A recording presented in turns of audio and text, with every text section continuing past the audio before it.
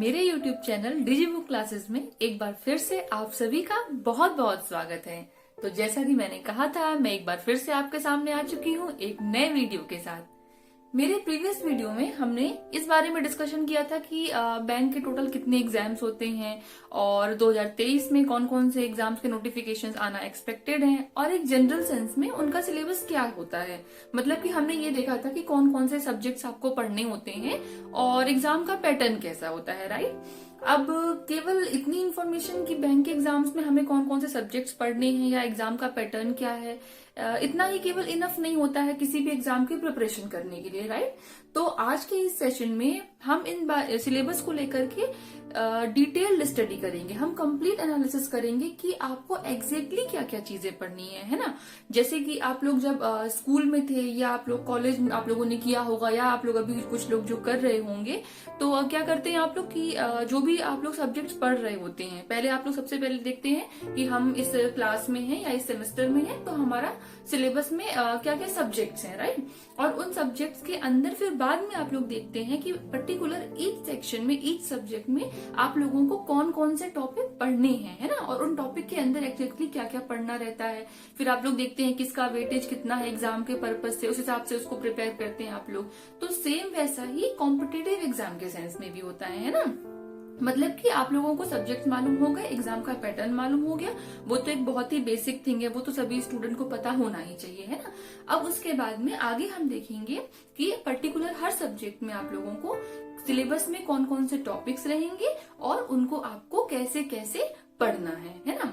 तो चलिए आज के सेशन की हम शुरुआत करते हैं आज के पॉजिटिव कोट के साथ। जैसा कि आपने देखा था, क्या है वो, कठिन से कठिन समय की चुनौती भी केवल धैर्य और हिम्मत के साथ जीती जा सकती है ना। तो मैं अपने स्टूडेंट सबसे यही कहना चाहूंगी कि आप लोग जब एग्जाम की प्रिपरेशन कर रहे हैं, बहुत सारे लोगों की लाइफ में बहुत टफ टाइम चल रहा होगा, अलग अलग तरीके के चैलेंजेस आते हैं, लेकिन आप लोग केवल अपना पेशेंस रखिए, धैर्य और हिम्मत रखिए और एक एक स्टेप आगे बढ़ते जाइए। बस आपसे जितना बन सक रहा है, जैसा हो सक रहा है, आप केवल अपने लक्ष्य पर फोकस करिए और बाकी चीजों के बारे में सोचना छोड़ दीजिए।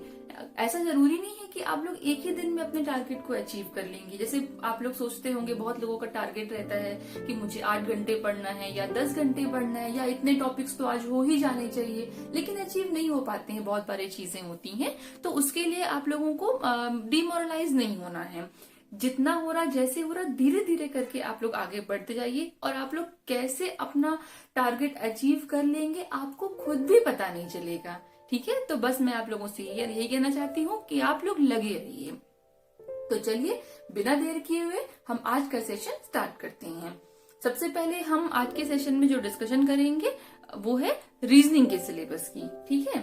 तो जैसा कि आप लोगों को पता होगा कि मैंने पहले भी डिस्कशन किया था कि बैंक के एग्जाम्स की अगर आप प्रिपरेशन कर रहे हैं तो आप लोगों को मेनली कौन कौन से सब्जेक्ट्स पढ़ने हैं। सबसे पहले तो देखिए, एक तो आप लोगों को रीजनिंग पढ़ना है, दूसरा आपको पढ़ना है क्वांट,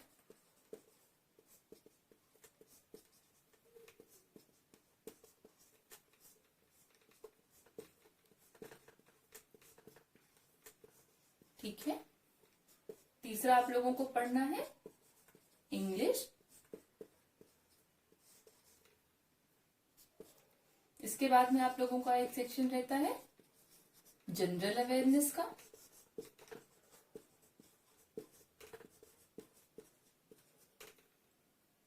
इसके बाद में एक रहता है आपका कंप्यूटर का, और आरआरबी के एग्जाम्स में आप लोगों के पास में हिंदी भी रहता है, ठीक है। तो ये इंग्लिश और हिंदी तो आपके पास ऑप्शनल रहता है, लेकिन हम सिलेबस दोनों का देख लेंगे, है ना। तो इतने सब्जेक्ट के सिलेबस के बारे में आज हम स्टडी करने वाले हैं, है ना। तो चलिए सबसे पहले हम स्टार्ट करते हैं रीजनिंग के सिलेबस से। तो बच्चों, जैसा कि हम देख पा रहे हैं यहाँ पर कि रीजनिंग का सिलेबस, ठीक है, हम इसके बारे में सबसे पहले डिस्कशन कर रहे हैं। अब एक जनरल सेंस में अगर बात की जाए तो आपको ये तो पता है कि बैंक का जो एग्जाम होता है वो 2 स्टेजेस में होता है ना। एक प्रीलिम्स होता है और दूसरा मेंस होता है। एंड दूसरी चीज आपको क्या पता है कि एक होता है क्लर्क लेवल का एग्जाम और दूसरा होता है पीओ लेवल का एग्जाम। ठीक है, अब इसके अकॉर्डिंग हम सिलेबस के बारे में डिस्कशन करेंगे। तो पहली चीज तो मैं ये बता दूं कि जो सिलेबस है उसमें कुछ खास फर्क होता नहीं है ना। क्लर्क का एग्जाम हो या पीओ, सबसे पहले क्लर्क और पीओ में क्या डिफरेंस होता है मैं ये आपको बता देती हूँ। जो क्लर्क का टॉपिक्स तो दोनों में बिल्कुल सेम आते हैं, जो सामने आपको दिख रहे हैं, मैं अभी इनके बारे में डिस्कशन भी करूंगी। क्या रहता है कि जो क्लर्क का एग्जाम होता है उसमें इन्हीं टॉपिक से क्वेश्चंस आते हैं, बस ये रहता है कि क्वेश्चंस का लेवल थोड़ा सा इजी रहता है एज कम्पेयर टू पीओ, है ना। पीओ में काफी हाई लेवल के क्वेश्चंस होते हैं, जबकि क्लर्क में उन्हीं टॉपिक से थोड़ा सा इजी क्वेश्चंस रहते हैं। और इसी तरह से अगर हम प्रीलिम्स की और मेंस की बात करें तो कुछ एक टॉपिक्स ऐसे हैं जो कि प्रीलिम्स में नहीं आते हैं, वो मेंस के टॉपिक्स हैं। और मेंस में देखा जाए तो प्रीलिम्स के जो टॉपिक है वो भी रहते हैं और उसके साथ कुछ अदर टॉपिक्स को ऐड ऑन कर दिया जाता है ना। तो ठीक है, यहां से ये क्लियर हो गया। अब अगर हम बात करें रीजनिंग के सिलेबस की, तो ये जो लेफ्ट हैंड साइड में आपको टॉपिक्स पूरे दिख रहे हैं ये है प्रीलिम्स के टॉपिक, है ना। और जो राइट हैंड टॉपिक साइड में आपको टॉपिक दिख रहे हैं ये ऐड ऑन हो जाते हैं इन सभी में, तो ये पूरा कंप्लीट मेंस का सिलेबस बन जाता है। ठीक है, अब चलिए हम प्रीलिम्स का सिलेबस डिस्कस करते हैं। उसमें क्या क्या आता है? अल्फा न्यूमेरिक सीरीज, मतलब कि आपको एक पर्टिकुलर सीरीज दी रहती है जिसमें अल्फाबेट्स भी हो सकते हैं, है ना। उसके साथ कॉम्बिनेशन में नंबर भी हो सकते हैं, कुछ स्पेशल कैरेक्टर्स हो सकते हैं और फिर उससे जुड़े हुए सवाल पूछे जाते हैं। फिर एक होता है कोडिंग डिकोडिंग का, इसमें कोडेड फॉर्म में दी रहती है कुछ चीजें, उससे फिर आपको सोल्यूशन निकालने रहते हैं। इनइक्वालिटी का रहता है जिसमें कि less than, greater than, equal to, इस तरह के सिंबल्स दिए रहते हैं। फिर इसी का कुछ हायर लेवल का फॉर्म जनरेट हो जाता है ना, वो रहता है। फिर आता है सिलोजिज्म के क्वेश्चन, जैसे आप लोग देखते हैं ना, सम कैट आर डॉग, या फिर some A are B, all A are B, ये सब टाइप के जो क्वेश्चंस रहते हैं ये इसमें आते हैं। ब्लड रिलेशन, जिसमें पता होगा आपको फैमिली रिलेशन पर बात की जाती है, like A is mother of B is mother of C, है ना, इस तरह के रहते हैं। फिर इन्हीं को और हायर लेवल में कॉम्प्लिकेटेड करते जाते हैं, बट एज जनरल कहा जाए तो बेसिक फॉर्म इनका यही रहता है ना। फिर डायरेक्शन एंड डिस्टेंस का वही नॉर्थ साउथ वाला होता है, कितने किलोमीटर ईस्ट की तरफ टर्न हो गया वो, फिर वेस्ट की तरफ कितने किलोमीटर हो गया, है ना। इस तरह के क्वेश्चंस रहते हैं। जो ऑर्डर एंड रैंकिंग के आप जनरल पढ़ते हैं कि किसी की लोग पोजीशन दी जाएगी कि सपोज ए है जो वो लेफ्ट से सपोज 15th पोजीशन पर है, इसके राइट में इतने बच्चे हैं तो क्या होगा, इस तरह के क्वेश्चन। सीटिंग अरेंजमेंट, इसमें दो तरह के रहते हैं, एक तो सर्कुलर रहता है, एक टेबुलर फॉर्म में रहता है। तो इसमें दिया होता है कि लोग ऐसे ऐसे करके अरेंज किया हुआ है, साथ में फिर इसको टफ करने के लिए उनके प्रोफेशन दे देते हैं कई बार, फिर और भी बहुत सारी मल्टीपल चीजें उसमें ऐड कर देते हैं, है ना। तो वो हो जाता है सिटिंग अरेंजमेंट। पजल की तो खैर कोई लिमिट ही नहीं है, कुछ भी पूछ सकता है पजल में, है ना, वो हो जाता है। तो ये हो गया टॉपिक, ये हो गया आपका प्री का सिलेबस। अगर आप केवल प्रीलिम्स के लिए पढ़ रहे हैं तो आपको इतने टॉपिक ही पढ़ने हैं, है ना। अब जैसा कि आपको पता होगा कि प्रीलिम्स का जो पेपर होता है वो 35 मार्क्स का होता है। अगर हम केवल आरआरबी को छोड़ दें तो आरआरबी में 40 नंबर का होता है ना। तो हम इस 35 नंबर में देखेंगे कि लगभग जो 60% क्वेश्चन होते हैं, 60% बोले मतलब कि लगभग जो 20 नंबर के क्वेश्चन हो जाते हैं वो आते हैं केवल इन दो टॉपिक से, है ना। सिटिंग अरेंजमेंट से आते हैं और पजल से आते हैं। इसका वेटेज हमेशा ज्यादा होता है, चाहे आप प्रीलिम्स की बात करें चाहे मेंस की बात करें। और जो रिमेनिंग 40% क्वेश्चन होते हैं वो इन टॉपिक से आते हैं। तो लेकिन इसका मतलब ये नहीं है कि आपको बस यही दो टॉपिक पढ़ने और ये टॉपिक छोड़ देने, ऐसा नहीं करना है। ये मैंने आपको सिर्फ बता दिया कि ऐसा रहता है। पढ़ना हमको सब कुछ बराबर से है, बस हमको ये ध्यान रखना है कि जिन टॉपिक्स का वेटेज ज्यादा है वो हमको इग्नोर नहीं करना, उनको हमको और अच्छे तरीके से पढ़ना है ना। अब अगर मेंस की बात करते हैं हम, तो मेंस में क्या रहता है, एक डेटा सफिशिएंसी रहता है। इसमें कुछ नहीं रहता है कि 2-3 स्टेटमेंट दिए रहते हैं, उसमें कुछ कुछ डेटा दिया रहता है, फिर पूछता है कि ये, फिर एक क्वेश्चन पूछ देता है ना। फिर उसके बाद में पूछता है कि जो डेटा है वो उसका आंसर देने के लिए सफिशिएंट है कि नहीं, या कौन कौन सा स्टेटमेंट ओनली सफिशिएंट है इसका आंसर देने के लिए। फिर एक मशीन इनपुट होता है। मशीन इनपुट तो बिल्कुल अलग तरह का टॉपिक है, ये मैं जब आपको एक्सप्लेन करूंगी तो और अच्छे से समझ में आ जाएगा, है ना। फिर इसका एक जो पोर्शन रहता है वो होता है लॉजिकल रीजनिंग का। लॉजिकल रीजनिंग एक अलग ही रीजनिंग का मतलब बोले तो प्रकार है, टाइप है ना, वो लॉजिकल रीजनिंग पूरा मेंस में ऐड हो जाता है। अब लॉजिकल रीजनिंग के अंदर आता क्या क्या है मैं ये बता देती हूँ। स्टेटमेंट एंड आर्ग्यूमेंट दिया रहता है, इसमें स्टेटमेंट दिए रहते हैं, उसके सपोर्ट के लिए फिर कुछ आर्ग्यूमेंट दिए रहते हैं, फिर उनसे क्वेश्चन पूछा जाता है कि जो आर्ग्यूमेंट है वो इनफ है उसके लिए कि नहीं है ना, इस तरह की चीजें। फिर एजम्पशंस में भी सेम ऐसा दिया रहता है, कुछ एजम्पशंस दी रहती हैं, स्टेटमेंट दिया रहता है, फिर उससे क्वेश्चन पूछे जाते हैं कि सफिशिएंट है ये कि नहीं है, ये एक्चुअली में इसका एजम्पशन है कि नहीं है। मतलब मैं आपको करूंगी तो और अच्छे समझ में आएगा, क्योंकि टॉपिक्स के जो टाइप है वो बहुत ज्यादा है, तो एक लाइन में बताना पॉसिबल नहीं है ना। फिर स्टेटमेंट के साथ में इन्फेरेंस दिया रहता है, फिर कोर्स ऑफ एक्शन दिया रहता है कि ऐसी ऐसी सिचुएशन है तो आप क्या एक्शन लोगे। कॉज एंड इफेक्ट दिया रहता है कि स्टेटमेंट दिए रहेंगे, फिर पूछेगा कि इसमें से कॉज कौन सा, इफेक्ट कौन सा, कि स्टेटमेंट 1 जो है वो कॉज है, 2 इफेक्ट है उसका, या 2 कॉज है 1 इफेक्ट है, कोई भी किसी, दोनों ही कॉज है, इसका इफेक्ट कोई भी नहीं है। इस तरह की चीजें पूछी जाती हैं। फिर डिसीजन मेकिंग रहती है कि एक सिचुएशन दे दी जाएगी तो आपको उसमें क्या डिसीजन लेना रहेगा, है ना, इस तरह की चीज रहती है। तो ये हो गया मेंस का। अब मेंस में भी अगर हम देखें तो जो सिटिंग अरेंजमेंट और पजल है इसका वेटेज काफी ज्यादा होता है ना।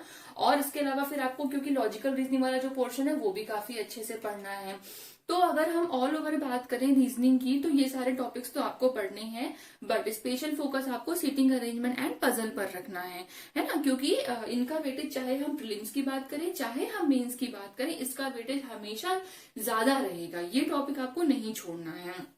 इनफैक्ट कई बार आप देखेंगे तो पजल में इन सारी चीजों को लेकर के पजल में क्वेश्चन बना दिए जाते हैं, इसलिए इनको छोड़ना नहीं। जैसे ब्लड रिलेशन दिया तो ब्लड रिलेशन तो रहेगा उसमें, पर ब्लड रिलेशन पर एक पजल बना दी जाएगी, है ना, इस तरह से चीजें रहती है। या सिटिंग अरेंजमेंट है, सिटिंग अरेंजमेंट के फॉर्म में पजल बना दी जाती है। तो ये इस तरह के क्वेश्चन आपको आते हैं, ये प्रैक्टिस करने से बहुत ही आसानी से आप कर लेंगे, है ना। और रीजनिंग तो मैं सारे स्टूडेंट्स को बोलूंगी कि कोई भी बच्चा जो है रीजनिंग को मतलब इग्नोर ना करे, है ना। हर बच्चा रीजनिंग कर सकता है, क्योंकि रीजनिंग जो है एकमात्र ऐसा सब्जेक्ट है जिसका बच्चों के मीडियम से, चाहे आप इंग्लिश मीडियम के हो या चाहे हिंदी मीडियम के हो, या बच्चों के जो एकेडमिक बैकग्राउंड है, मतलब आप चाहे मैथ से हो, साइंस से, कॉमर्स से, लॉ से, किसी भी फील्ड से आप हो, आप लोगों का सबका जो बेसिक है वो बराबर रहता है ना। ऐसा कोई बच्चा नहीं बोलेगा कि हाँ उसने कॉलेज में पढ़ के रखा हुआ है रीजनिंग तो उसकी बेटर है, मेरी नहीं हो सकती बेटर। हर बच्चा एक बराबर लेवल पर रहता है। तो रीजनिंग एक इकलौता सब्जेक्ट ऐसा है जिसमें आप बिल्कुल सबके बराबर हो, तो आप जितना मेहनत करोगे, जितना इसको टाइम दोगे, मतलब कि तो उतना अच्छा आप स्कोर कर सकते हो। और इवन आप देखिएगा बहुत सारे जो मैक्सिमम बच्चे निकलते हैं, एग्जाम निकालते हैं, वो रीजनिंग में काफी अच्छा स्कोर करते हैं। मेरा भी हमेशा रीजनिंग में स्कोर बहुत अच्छा रहता था, है ना। तो इसको आप लोग बहुत अच्छे से प्रिपेयर कीजिए। और दूसरी बात है कि बहुत ही इंटरेस्ट का टॉपिक है, आप इससे कभी सब्जेक्ट से बोर ही नहीं हो सकते हो, है ना। बहुत ही इंटरेस्ट का सब्जेक्ट है ये। तो चलिए अब हम नेक्स्ट सब्जेक्ट पर मूव करते हैं। तो चलिए बच्चों नेक्स्ट हम देखते हैं क्वांट सेक्शन का सिलेबस, है ना, क्वांटिटेटिव एप्टीट्यूड। इसमें कौन कौन से टॉपिक होते हैं? सिंप्लीफिकेशन, सिंप्लीफिकेशन में कुछ नहीं रहता है, मल्टीप्लीकेशन हो गया, है ना, एडिशन, सब्ट्रैक्शन, डिवीजन, ब्रैकेट, ये सारे सिंबल्स को लेकर के इक्वेशंस दिए रहते हैं और आपको उसको सिंप्लीफाई करना रहता है ना। इसके बाद फिर अप्रोक्सीमेशन हो गया, ये भी अराउंड ऐसा ही रहता है, मतलब थोड़ा सा कैलकुलेशन बेस्ड रहता है, ये भी फिर मैं बता दूंगी आपको डिटेल में। अप्रोक्सीमेशन वगैरह के लिए आपको क्या है कि टेबल अच्छे से पता होने चाहिए, स्क्वायर पता होने चाहिए, क्यूब वगैरह पता होने चाहिए, है ना, बहुत ज्यादा नहीं, लिमिट में वो भी। जैसे कि स्क्वायर अगर है तो आप 20 या नहीं, स्क्वायर तो खैर आप 40 तक के याद कर लीजिए, है ना। टेबल है तो आप 20 या 25 तक की याद रखिए। क्यूब है तो क्यूब आप अराउंड फिर भी 20 रख के तो कर ही लीजिए, ठीक है। तो ये चीजें होती हैं। सीरीज, सीरीज आप देखेंगे तो नंबर सीरीज रहती है उसमें, जैसे कि 2 है, फिर 5 है, फिर 10 दिया है, फिर 121 सपोज दिया, आपको बोलेगा नेक्स्ट टर्म क्या है, या मिसिंग कौन सी है, या इसमें से कोई एक रॉन्ग होगी, है ना, या इसी को फिर और बोले तो हायर लेवल पे दे देगा, फिर वो मैं बताऊंगी आपको, है ना। फिर क्वाड्रेटिक इक्वेशन आपको पता है कि जो दी रहती है इक्वेशन के फॉर्म में रहती हैं। उसके बाद में आता है रेशियो एंड प्रपोर्शन, है ना, ratio and proportion based question आपके आएंगे। परसेंटेज हो गया, प्रॉफिट एंड लॉस हो गया, SICI, simple interest and compound interest हो गया, एवरेज हो गया। एज पर बेस्ड क्वेश्चंस आते हैं, है ना, कि जैसे कि सपोज किसी की मदर की एज जो है बच्चे से इतने साल ज्यादा है, कम है, या उसी को घुमा फिरा के दे देगा, तो फिर कुछ कॉम्बिनेशन इस तरह के दे देंगे, फिर एग्जैक्टली आपको एक चीज निकालनी रहती है उसमें, है ना। फिर मिक्सचर एलिगेशन जो है वो एक टॉपिक हो गया, है ना। टाइम एंड वर्क हो गया कि 2 लोग किसी काम को 4 घंटे में करते हैं, 10 लोग इसी काम को 1 घंटे में कर लेते हैं, इस टाइप के कुछ घुमा फिरा के क्वेश्चन देता है। स्पीड, टाइम एंड डिस्टेंस, ये तो आप मतलब एक जनरल हो गया कि टाइम दिया रहता है, डिस्टेंस दी रहती है ना।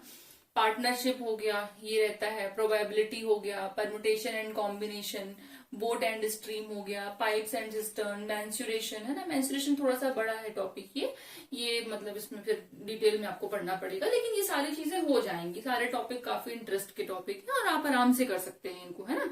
अच्छा, इसमें फिर अगर देखा जाए तो ये जो प्रीलिम्स प्लस मेंस दोनों का सिलेबस है ना, आपको इतना करना है। अब इसमें एक नया चीज आता है जो आपको दिख रहा होगा, डीआई एंड डेटा एनालिसिस, है ना। डेटा इंटरप्रिटेशन जिसको बोलते हैं, डीआई को। अब जो ये मेंस आप खासकर देखेंगे ना, एसबीआई पीओ की और आईबीपीएस पीओ की, तो मेंस में खाली यही आता है ना, डीआई एंड डेटा एनालिसिस ही आता है।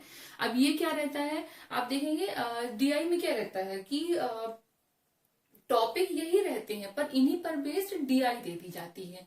जैसे कि टेबल के डीआई के बहुत सारे टाइप होते हैं, जैसे कि एक होता है टेब्युलर फॉर्म में, आपको कैसे टेबल दे दी जाएगी, है ना, उसमें डेटा दे दिया जाएगा, कुछ कुछ फिल कर दिया जाएगा, उसके बेसिस पे कैलकुलेशन करके फिर 5 क्वेश्चन पूछ लेंगे या 2 पूछ लेंगे, 3 पूछ लेंगे। फिर इसी में एक होता है बार ग्राफ के फॉर्म में होती है कि ऐसे दिया रहेगा, फिर उसमें कुछ कुछ ऐसे करके बार बने रहते हैं, इसके बेसिस पर फिर यहाँ पर मेजरमेंट दिया रहता है, क्या चीजें रिप्रेजेंट कर रहा है, ये सब दिया रहता है, आपको क्वेश्चन पूछता है फिर इसी में। फिर पाई चार्ट के फॉर्म में होता है, ऐसे करके दे देगा मान लीजिए, है ना। फिर इतना इतना पोर्शन, ये इतना पोर्शन, ये इतना पोर्शन जा रहा है, इसमें कुछ कुछ परसेंटेज दे देगा या कोई डेटा आपको दे देगा, फिर आपको क्वेश्चन सॉल्व करना होता है। तो डीआई में फिर डीआई टफ है इजी किस पर डिपेंड करता है। कई बार जो डीआई रहती है, एज जनरल बोला जाए तो परसेंटेज का बहुत यूज होता है डीआई में, और ये एवरेज का बहुत यूज होता है, प्रॉफिट एंड लॉस हो गया, ये तो बहुत कॉमन सी चीजें हैं कि डीआई में यूज होती ही हैं। अब उनको अगर डीआई को और ज्यादा टफ बनाना है तो क्या करते हैं कि जो बाकी सारे टॉपिक है ना, ये जो टफ वाले टॉपिक थोड़े से दिख रहे हैं, इन पर बेस्ड डीआई बना देते हैं या फिर कैलकुलेशन बहुत ज्यादा कर देते हैं, है ना। तो ये है। अब अच्छा, अगर हम बात करें क्वांट सेक्शन की, तो जो स्टार्टिंग के कुछ टॉपिक आपको दिख रहे हैं, जैसे कि सिंप्लीफिकेशन हो गया, अप्रोक्सीमेशन, सीरीज, क्वाड्रेटिक इक्वेशन, ये 3-4 टॉपिक जो है ना, ये स्पीड पर बेस्ड होते हैं। इसमें आपकी स्पीड बहुत अच्छी होनी चाहिए, प्लस आपकी कैलकुलेशन बहुत अच्छी होनी चाहिए, है ना। ये 2 चीजों पर बेस्ड है। तो आपको क्या करना है, अपनी स्पीड और कैलकुलेशन तो अच्छी रखनी ही है। ऐसा नहीं कि हम बहुत देर लगा रहे हैं कोई चीज को सॉल्व करने में, इसके लिए आपकी जो है स्पीड अच्छी होनी चाहिए और दूसरी कैलकुलेट। ये चीज स्पेशली आपको प्रीलिम्स में बहुत हेल्पफुल होती है, क्योंकि प्रीलिम्स में इसे जो वेटेज है इसका ज्यादा रहता है ना। तो प्रीलिम्स आपको क्वालिफाई करने के लिए ये टॉपिक अच्छे से आप तैयार कर लेंगे तो आपको अच्छा खासा स्कोर हो जाएगा। अब इसके बाद में क्वांट में कुछ टॉपिक्स हैं जो बहुत ही सिंपल है, जो हर बच्चे को आते ही है, तो वो आपको नहीं छोड़नी है। जैसे कि अगर देखा जाए तो कौन कौन से हो गए, परसेंटेज हो गया, ये आप बहुत स्ट्रॉन्ग कर लीजिए अपना, प्रॉफिट लॉस बहुत स्ट्रॉन्ग कर लीजिए, एवरेज हो गया, एसआईसीआई हो गया, एज हो गया, है ना, ये स्पीड टाइम डिस्टेंस हो गया, और ये बोट एंड स्ट्रीम हो गया। इसी में ट्रेन का भी टॉपिक आता है, शायद मैंने मिस कर दिया है, ट्रेन्स का टॉपिक रहता है। ट्रेन्स का एंड बोट एंड स्ट्रीम का ना, मतलब कि ऑलमोस्ट एक जैसा टॉपिक ही है ये। तो ये ट्रेन का हो गया, बोट एंड स्ट्रीम का हो गया।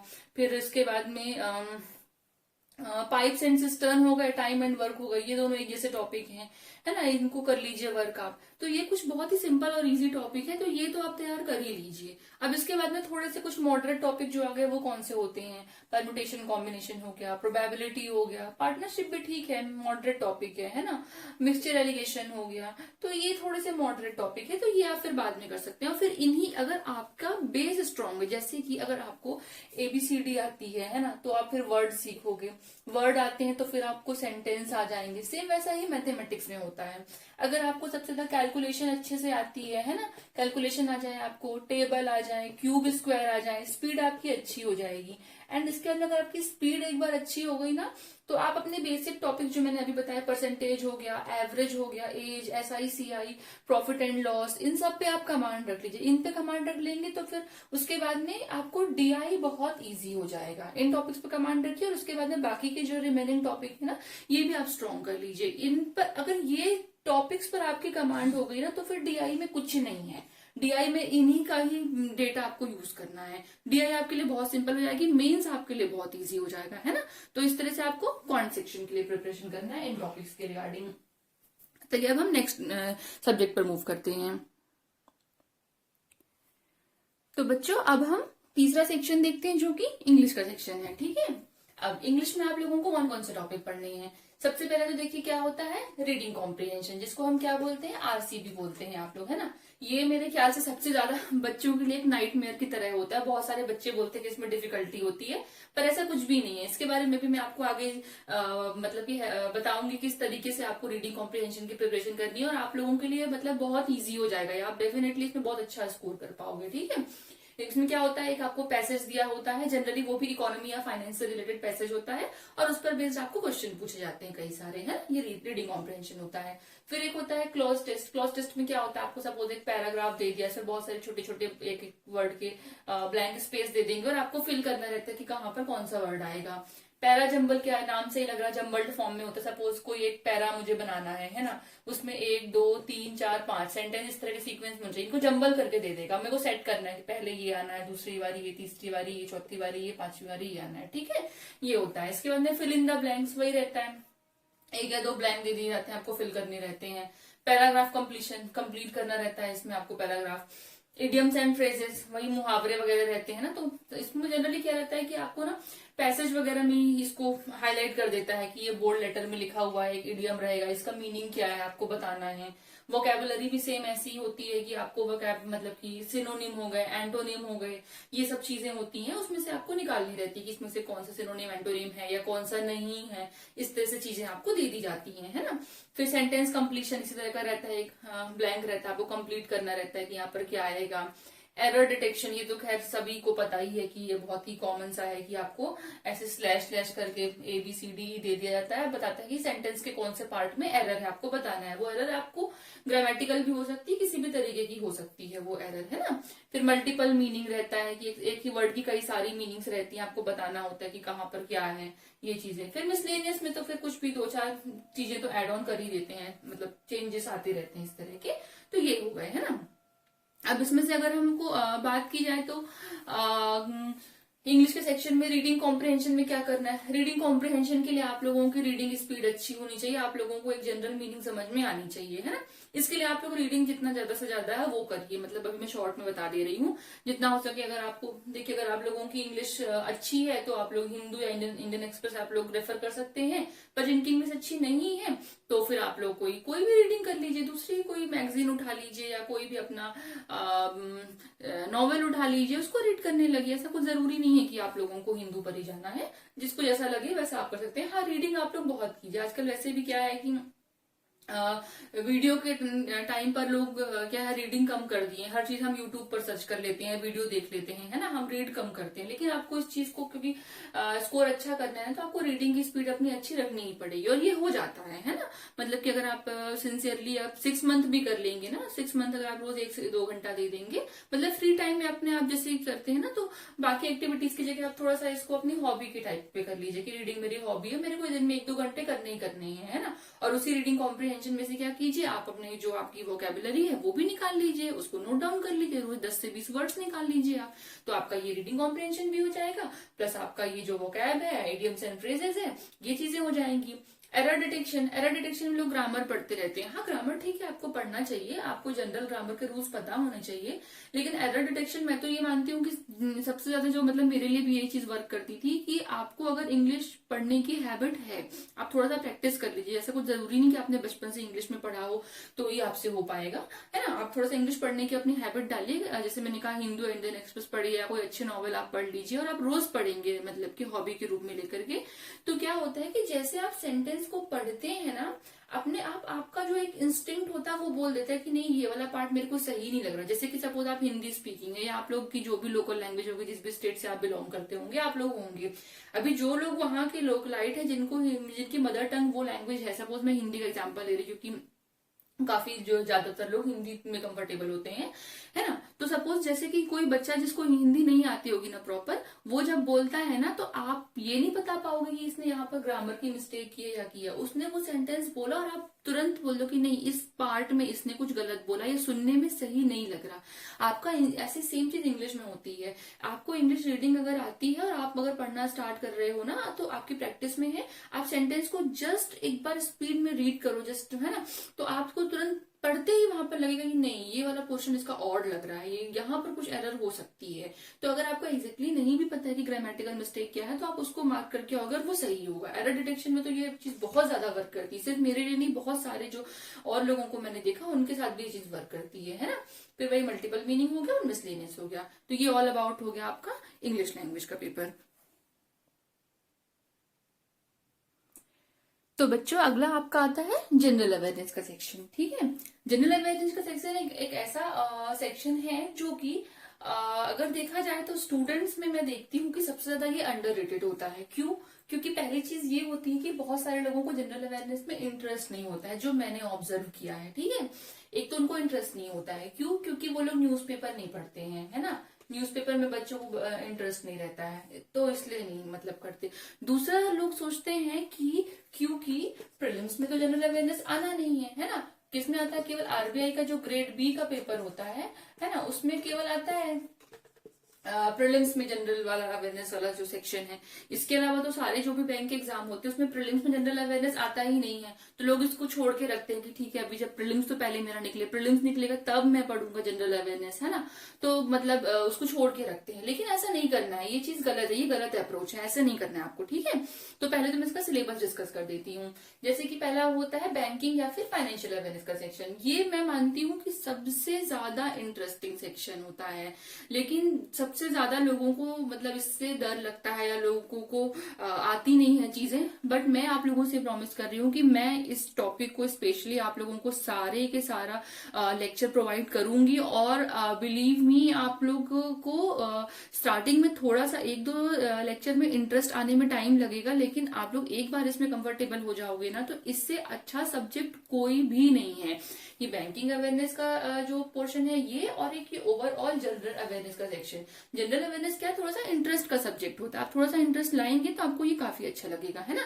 इसमें कुछ नहीं, आपको पूरा बैंकिंग के इवोल्यूशन से लेकर के सारे बैंकिंग ऑर्गेनाइजेशन जो होते हैं, मॉनेटरी पॉलिसी आरबीआई की क्या होती है, पूरा कैपिटल मार्केट, शेयर वगैरह जो आप लोग पढ़ते हैं वो चीजें होती हैं। बैंकिंग की जो भी प्रोसेस होती है, बैंकिंग के अंदर की वर्किंग होती है, जैसे आप लोग सीआरआर, एसएलआर वगैरह ये सारी चीजें पढ़ेंगे, है ना। तो ये चीजें रहती है, ये पूरी आती है बैंकिंग और फाइनेंशियल अवेयरनेस में। बहुत ही इंटरेस्टिंग टॉपिक है ये, मैं आप लोगों का पूरा कंप्लीट करवा दूंगी। दूसरा आता है करंट अफेयर्स। करंट अफेयर देखिए एक ऐसा टॉपिक है जिसकी कोई लिमिट नहीं है। इसके अंदर खासकर बैंकिंग एस्पिरेंट के लिए देखा जाए तो लगभग हर एक फील्ड से जुड़ी हुई चीजें आती है ना।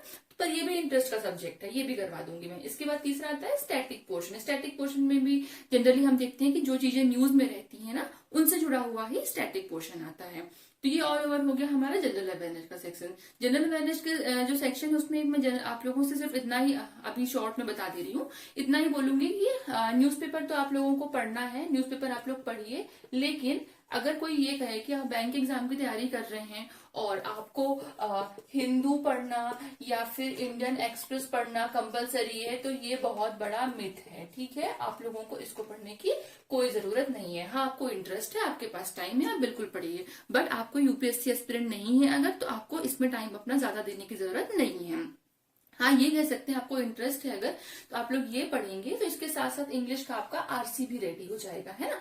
वो है, पर कंपलसरी नहीं है ये न्यूज़पेपर पढ़ना, है ना। इसके लिए आप लोग करंट अफेयर के लिए तो कोई भी आप 2 या 3 वेबसाइट रेफर कर लीजिए, है ना। तो उनके नाम मैं फिर आपको बता दूंगी आगे चल के। उनसे आप करंट अफेयर डेली का डेली पढ़ लीजिए अपना, और जो मंथली कैप्सूल आते हैं वो लेकर के आप रिवीजन कर लीजिए। और बाकी फिर एग्जाम के 1 महीने पहले जो कैप्सूल आते हैं तो वो आप 1 या 2 कोचिंग्स के रख लीजिए, वो इनफ होता है ना। और स्टैटिक तो वैसे भी इतना ज्यादा फर्क उसमें आता नहीं, स्टैटिक भी आप कर लेंगे। बैंकिंग अवेयरनेस में पहले से आपसे करा दूंगी, इतने में तो आपका जनरल अवेयरनेस में बहुत अच्छा स्कोर हो जाएगा, है ना। इतना इनफ है। तो चलिए अब नेक्स्ट टॉपिक, नेक्स्ट सेक्शन पर मूव करते हैं। तो बच्चों नेक्स्ट टॉपिक आपका जो है, नेक्स्ट सब्जेक्ट वो है कंप्यूटर नॉलेज का। ठीक है, अब इसमें जो टॉपिक्स आपको पढ़ने हैं क्या क्या है। सबसे पहले पढ़ना है हिस्ट्री ऑफ कंप्यूटर्स, कंप्यूटर की पूरी history, input and output devices, high level computer languages, computer networks, basic hardware and software, computer virus and its types, MS office and MS Windows. तो मेरे हिसाब से ये बिल्कुल सिंपल टॉपिक रहते हैं जो आपको पढ़ने हैं, और मैक्सिमम स्टूडेंट्स ने पहले से स्कूल कॉलेज में ये जो है एज जनरल तो पढ़ा होता है। ठीक है, मैक्सिमम लोगों का तो कंप्यूटर रेडी होता है, आपको जस्ट एक बार रिवीजन करना है। बट इन केस अगर आपको कंप्यूटर नहीं भी पढ़ा हुआ है ना, आप नया बच्चा भी कोई पढ़ेगा, तो ये बहुत सिंपल होता है। आप लोगों को वन रीडिंग में चीजें आ जाती हैं, और कुछ नहीं है तो आप प्रीवियस ईयर क्वेश्चन उठा लीजिए और उसी के अकॉर्डिंग चीजें अपनी आप रेडी कर लीजिए, प्रिपेयर कर लीजिए, तो ये हो जाता है। अब हम नेक्स्ट सब्जेक्ट की तरफ मूव करते हैं। तो बच्चों अब हम देखेंगे हिंदी का सिलेबस। ठीक है, अब देखिए हिंदी के सिलेबस में क्या क्या चीजें आपको पढ़नी है। पहला पढ़ना है आपको अपठित गद्यांश। अपठित गद्यांश क्या होता है, जिसको आप इंग्लिश में आरसी बोलते हैं। मतलब आप लोगों को एक पैसेज दिया जाएगा, उस पैसेज से बाद में फिर क्वेश्चन पूछेंगे। ठीक है, अब होता है इसके होता है वर्तनीय अशुद्धि। वर्तनीय शुद्धि क्या होता है, जैसे कोई भी शब्द लिखा हुआ है ना, इंग्लिश में जैसे हम बोलते हैं कि स्पेलिंग मिस्टेक हो जाती है कहीं पर। सपोज आपको स्कूल लिखना है, तो स्कूल की स्पेलिंग अगर ये होती है, तो इसकी जगह सपोज अगर किसी ने ये लिख दिया, तो हम बोलेंगे यार ये गलत स्पेलिंग है। ऐसे हिंदी में रहता है, जैसे कि कहीं पर आपको लिखना है कि मंदिर लिखना है ना, तो आपने मंदिर की सपोज ऐसा ना लिख करके सपोज ये मात्रा नहीं लगाई आपने, है ना, या ये छोटी की जगह बड़ी की मात्रा आपने लगा दी, तो ये वर्तनीय शुद्ध कहला जाएगा, है ना। ये होता है वर्तनीय शुद्धता, इसके बारे में क्वेश्चन आते हैं। फिर वाक्यों में रिक्त स्थानों की पूर्ति, बस सेंटेंस रहेगा, एक दो उसमें ब्लैंक्स दे दिए होंगे, वो आपको फिल करने रहेंगे। वाक्यों में त्रुटि, जैसे एरर डिटेक्शन इंग्लिश में रहता है ना, आपको अलग अलग कहाँ पर किस स्थान पर गलत है, यहाँ पर ऐसे ही हिंदी में रहता है, टुकड़ों टुकड़ों में तोड़ देंगे सेंटेंस को, सेंटेंस के कौन से पार्ट में मिस्टेक है ना, कि मात्रा की हो सकती है, ग्रामेटिकल कुछ भी हो सकती है वो। वाक्यांशों के लिए एक शब्द, है ना, जो बहुत एक ऐसा डिटेल दे रहा है, जैसे कि कोई भी ऐसा इस चीज को एक शब्द में हम क्या बोलेंगे, जैसे कि जो सभी जगह है ना, तो उसको क्या बोलेंगे, या फिर जो कभी नहीं मरता, तो हम बोलेंगे कि उसको अमर बोलते हैं, है ना, जो इस तरह की चीजें हैं। तो वाक्यांशों के लिए एक शब्द ये होता है। पर्यायवाची क्या होते हैं, सिनोनिम्स होते हैं, है ना। जैसे हम बोलेंगे कि आकाश है ना, आकाश को और क्या बोलते हैं, तो हम बोलेंगे इसका पर्यायवाची गगन हो गया। ये होते हैं पर्यायवाची शब्द। फिर होते हैं विलोम शब्द, जिसको हम एंटोनिम्स बोलते हैं इंग्लिश में, वो विलोम शब्द कहलाते हैं। जैसे कि हम बोलेंगे कि अच्छा का विलोम शब्द क्या हो जाएगा, तो हम बोलेंगे अच्छा का विलोम शब्द बुरा हो जाएगा, है ना। ये होता है विलोम शब्द। मुहावरे एवं लोकोक्तियां क्या होते हैं, इडियम्स एंड फ्रेजेस होते हैं। इडियम्स एंड फ्रेजेस जो आप लोग बोलते हैं, जैसे कोई बोलेगा कि इसका क्या बोलते हैं, दांत खट्टे करना, तो हम बोलेंगे इसका मतलब होता है कि हरा देना, है ना। तो ये होते हैं मुहावरे एंड लोकोक्तियां वाली चीजें। फिर क्लॉज गद्यांश, अब एक्चुअली सॉरी मेरे को ना क्लॉज का ये एग्जैक्ट हिंदी वर्ड नहीं मिला क्या बोलते हैं, पर जैसे इंग्लिश में क्लॉज टेस्ट होता है ना, एक पैराग्राफ होता है, फिर खूब सारे उसमें ब्लैंक होते हैं, उनको फिल करना होता है, तो वैसा ही हिंदी में भी रहता है, उसको बोलते हैं क्लॉज वाला गद्यांश, है ना। फिर एक होता है वाक्य क्रम का व्यवस्थापन, मतलब कि जो हम जंबल देखते थे, अभी हमने इंग्लिश में जंबल देखे थे कि जंबल रहते हैं, जंबल सेंटेंस दिए रहते हैं, मतलब कि उनका जो सीक्वेंस होता है वो सही से अरेंज नहीं रहता, तो हम बताते हैं कि इसका सीक्वेंस जो है वो BCDAE होगा, तब ये प्रॉपर सेंटेंस बनेगा, सिस्टमैटिक, है ना, इस तरह वाला। ऐसा हिंदी में भी रहता है। तो ये आपका हो गया ऑल ओवर हिंदी का सिलेबस। चलिए अब नेक्स्ट देखते हैं। अब इसके बाद में बच्चों हम डिस्कस करेंगे आरबीआई ग्रेड बी के मेंस के सिलेबस की, ठीक है। क्योंकि आरबीआई ग्रेड बी का जो प्रीलिम्स का सिलेबस है वो तो वैसा ही रहता है जैसा कि हमने अभी डिस्कस कर लिया। केवल आरबीआई ग्रेड बी का मेंस एक ऐसा बोले तो एग्जाम होता है जिसका सिलेबस कंप्लीटली डिफरेंट होता है, जो अदर किसी एग्जाम से मैच नहीं करता है, ठीक है। अब इसमें हमने जैसे पहले प्रीवियस लेक्चर में देखा था, मैंने आपको इतना तो बता दिया था कि इसमें 3 पेपर होते हैं, है ना। एक होता है इकोनॉमिक एंड सोशल इश्यूज का, दूसरा होता है इंग्लिश का डिस्क्रिप्टिव, और तीसरा होता है फाइनेंस एंड मैनेजमेंट का पेपर, है ना। अब इसके अंदर क्या क्या पढ़ना है आपको, आज उसके बारे में हम डिस्कस करेंगे कंप्लीटली। अब जैसे पेपर 1 है जो, उसमें नाम है उसका ESI, है ना, इकोनॉमिक एंड सोशल इश्यूज इसका नाम है। अब इसमें कितने मेनली 4 पार्ट में इसको डिवाइड किया गया है। फर्स्ट है ग्रोथ एंड डेवलपमेंट, सेकंड है इंडियन इकोनॉमी, थर्ड है ग्लोबलाइजेशन, एंड फोर्थ है सोशल स्ट्रक्चर इन इंडिया। इसमें से क्या होता है कि जो ये 3 पोर्शन है ना, ये कंप्लीटली फाइनेंस, या फिर हम बोले कि फाइनेंस नहीं बल्कि हम बोलेंगे इकोनॉमी से रिलेटेड है, ठीक है। फाइनेंस से नहीं, सॉरी, इकोनॉमी से रिलेटेड है ये वाले जो पोर्शन है ना। और जो लास्ट वाला पोर्शन है सोशल स्ट्रक्चर इन इंडिया, ये एक्चुअली सोशल स्ट्रक्चर से रिलेटेड है। अब इसके अंदर भी बहुत सारे टॉपिक्स हमको पढ़ने हैं, वो मैं आपको अभी पीडीएफ से बताऊंगी, क्योंकि अभी यहाँ पर बोर्ड में इतना स्पेस नहीं है कि मैं लिखकर एक्सप्लेन कर सकूं, तो मैं आपको प्रॉपर पीडीएफ से एक्सप्लेन करूंगी वो चीज, ठीक है। अब इसके बाद में हम जो पेपर 2 है वो देख लेते हैं, जो कि इंग्लिश का डिस्क्रिप्टिव का पेपर है।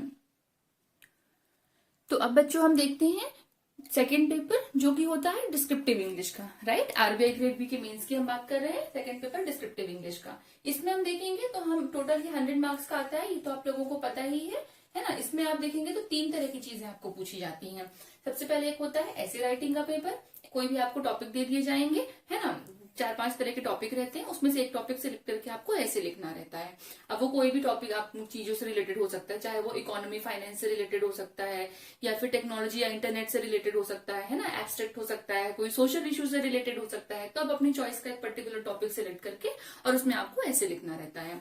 सेकंड होता है प्रेसी राइटिंग का। प्रेसी राइटिंग में कुछ नहीं रहता, आपको एक मतलब कोई भी आर्टिकल दे देता है, हम एक पैसेज के फॉर्म में बोल देते हैं और उसको आपको समराइज करके, कुछ लिमिटेड वर्ड लिमिट दे दी जाती है, उतने के अंदर आपको उसको समराइज करके लिखना रहता है ना। तीसरा होता है रीडिंग कॉम्प्रिहेंशन का। आरसी दिया होता है आपको और उस पर बेस्ड फिर आपको 5 क्वेश्चन पूछे जाते हैं और उसी में से आपको उसको आंसर करना होता है, ठीक है। चलिए अब नेक्स्ट देखते हैं हम पेपर 3। तो बच्चों पेपर 3 हम देख रहे हैं जैसे कि वो होता है फाइनेंस एंड मैनेजमेंट का पेपर। इसमें आपको मेनली 3 टॉपिक से रिलेटेड क्वेश्चन पूछे जाते हैं। पहला जो टॉपिक है वो है फाइनेंशियल सिस्टम का, इसमें बहुत सारे फाइनेंशियल इंस्टीट्यूशन और उसके रिगार्डिंग क्वेश्चन पूछे जाते हैं। दूसरा होता है फाइनेंशियल मार्केट का टॉपिक है, जिसमें फाइनेंशियल मार्केट से रिलेटेड क्वेश्चन पूछे जाते हैं। और तीसरा है जनरल टॉपिक्स, मतलब कि कुछ जनरल टॉपिक दिए होते हैं, उसके अकॉर्डिंग आपको क्वेश्चन पूछे जाते हैं, ठीक है। ये भी केवल क्या है, अभी हेडिंग है, इसके अंदर काफी सारी चीजें आपको पढ़ने को है इन तीनों के अंदर, ठीक है। तो अब जो मैंने बताया था आपको पेपर 1 का था जो इकोनॉमिक और सोशल इश्यूज का ईएसआई का पेपर था, और पेपर 3 जो कि फाइनेंस एंड मैनेजमेंट का पेपर है ना। इसमें मैंने आपको बताया कि मैंने अभी केवल हेडिंग आपको बताई है, इसके अंदर क्या पढ़ना है ये मैं आप लोगों को अब पीडीएफ से बता रही हूँ, ठीक है। तो पीडीएफ में हम देखेंगे, उसमें मैं प्रॉपर तरीके से आपको एक्सप्लेन कर दूंगी कि इनके अंदर एक्चुअली क्या क्या चीजें आएंगी और क्या क्या आपको पढ़ना है। तो बच्चों आई होप आप लोग देख पा रहे होंगे जो मैं पीडीएफ मैंने ओपन करके रखा हुआ है आरबीआई ग्रेड बी के मेंस के रिगार्डिंग, ठीक है। तो सबसे पहले हम देखेंगे कि पेपर 1 जो है, पेपर 1 में क्या क्या है यहाँ पर इकोनॉमिक एंड सोशल इश्यूज हैं। जैसा कि मैंने आपको बताया था, पहले क्या है ग्रोथ एंड डेवलपमेंट है ना, ये आप देख रहे हैं, ये है ग्रोथ एंड डेवलपमेंट। एंड इसके बाद में ठीक है, तो ये आपका है ग्रोथ एंड डेवलपमेंट। इसके बाद में था इंडियन इकोनॉमी, इसके बाद में मैंने आपको बताया था ग्लोबलाइजेशन का, एंड जो 4th था वो सोशल स्ट्रक्चर इन इंडिया का पेपर था आपका, ठीक है। अब देखिए ग्रोथ एंड डेवलपमेंट में क्या क्या पढ़ना है आपको, measurement of growth, national income and per capita income हो गया है ना, poverty elevation and employment generation in India, regarding sustainable development and environmental issues, ठीक है। इन सब चीजों के रिगार्डिंग आपको पढ़ना है पूरा। नेशनल इनकम हो गई, हमारी जो पोवर्टी है ना, और सस्टेनेबल डेवलपमेंट है, क्योंकि ग्रोथ एंड डेवलपमेंट इसका नाम ही है। सेकंड आ जाता है हमारा इंडियन इकोनॉमी। इंडियन इकोनॉमी में हमें पूरा अपना इंडियन इकोनॉमी के रिगार्डिंग चीजें पढ़नी है, जैसे कि इकोनॉमिक हिस्ट्री हो गई इंडिया की, है ना, इकोनॉमिक हिस्ट्री ऑफ इंडिया हो गया, changes in industrial and labour policy, monetary and fiscal policy since reforms of 1991 में हमारे को जो क्राइसिस हुआ था ना उस टाइम पर, उसके बाद फिर मॉनेटरी और फिस्कल पॉलिसी में क्या क्या चेंजेस हुए। तो ये तो आप लोग अभी बैंकिंग अवेयरनेस जो पढ़ेंगे ना उसमें भी आप लोग ये चीजें पढ़ेंगे, है ना। ये हो गई priorities and recommendations of economic survey पढ़ना है आपको, यूनियन बजट पढ़ना है, मनी एंड फाइनेंशियल मार्केट पढ़ना है, एंड उसका इंडियन इकोनॉमी से क्या किस तरीके का लिंकेज है। फिर role of Indian banks and Reserve Bank in the development process, है ना, हमारे कंट्री के जो डेवलपमेंट हो रहा है उसमें हमारे इंडिया के जो भी बैंक्स हैं उनका, और रिजर्व बैंक कौन है, हर इंडिया के जितना भी जो बैंकिंग सिस्टम है उसका एक रेगुलेटर है ना, वो तो एक रेगुलेटर है रिजर्व बैंक। और उसके बाद में उसके अंदर जो भी इंडियन बैंक्स आते हैं उनका क्या रोल होता है हमारे कंट्री के डेवलपमेंट में, and public finance, political economy, industrial development in India, Indian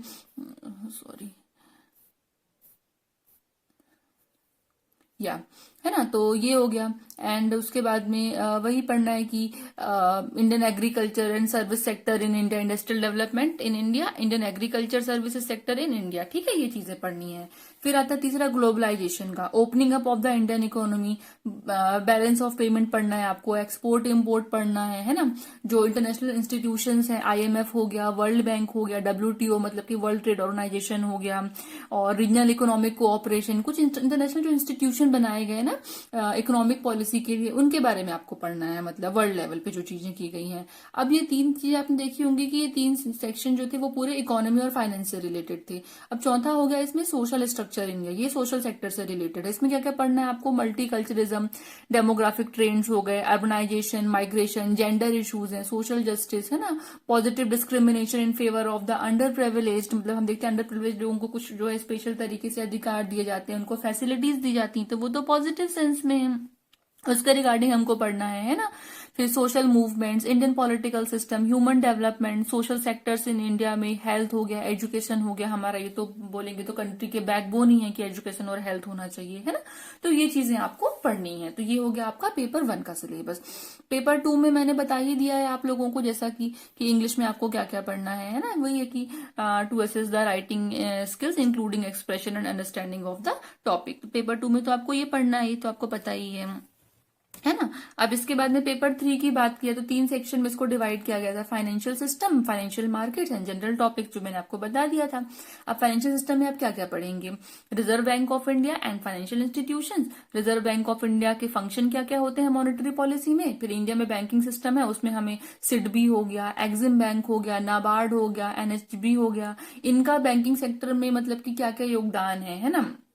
मतलब कि देखिए आरबीआई तो आपको पता है कि बैंकों का रेगुलेटर होता है, ठीक है। अब सिडबी क्यों बनाया गया था, स्मॉल इंडस्ट्रीज के डेवलपमेंट के लिए बनाया गया था, तो सिडबी हो गया। एक्सिम बैंक हो गया, एक्सपोर्ट इंपोर्ट के लिए रेगुलेटर बनाया गया था, तो वो हो गया। नाबार्ड किस लिए बनाया गया था, रूरल डेवलपमेंट के लिए बनाया गया था, एंड एग्रीकल्चर के लिए, तो नाबार्ड हो गया। एनएचबी क्या होगा, नेशनल हाउसिंग बैंक होगा, कि हाउसिंग लोन वगैरह होगा, इन सबको सपोर्ट करने के लिए बनाया गया था। मतलब कि एक तरह के सारे जो रेगुलेटर्स है ना, इनके रिगार्डिंग हमको पढ़ना है। फिर 2007-8 में 2007-8 की बात है कि जब ग्लोबल फाइनेंशियल क्राइसिस आया था, है ना, पूरे वो तो बहुत ही एक बड़ा बोले तो मुद्दा रहा है, और अभी भी उसके बारे में मतलब कि जानकारी प्रॉपर होना बहुत जरूरी है। उस पर इंडिया का क्या रिस्पॉन्स था, ये पढ़ना है। तो ये पूरा हो गया इसका फाइनेंशियल सिस्टम। सेकंड होता है हमारा फाइनेंशियल मार्केट, इसमें क्या पढ़ना है हमको, प्राइमरी एंड सेकेंडरी मार्केट्स पढ़ना है ना।